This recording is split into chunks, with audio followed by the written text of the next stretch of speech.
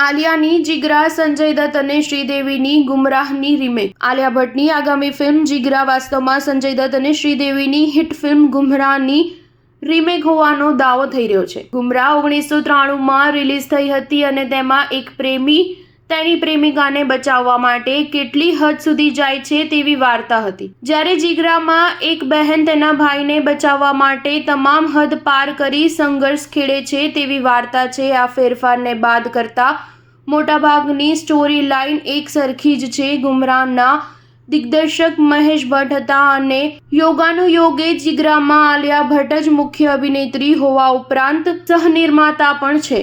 ગુમરાહ પણ ધર્મા production film હોવાથી રાઇટ્સના કોઈ ઇસ્યુ થયા ન હતા। અલબત્ત જૂની ફિલ્મોના હિટ ગીતોની ઉઠાંતરી માટે કુખ્યાત કરણ જોહરે આ ફિલ્મમાં પણ દેવ આનંદ અને જિન્નત અમાનની ફિલ્મ હરે રામા હરે કૃષ્ણનું હિટ ગીત 1000 મેં મેરી બહેનાઈનો ઉપયોગ કર્યો છે। સ્ટાર ન્યૂઝ 7 હંમેશા સચ્ચાઈની સાથે।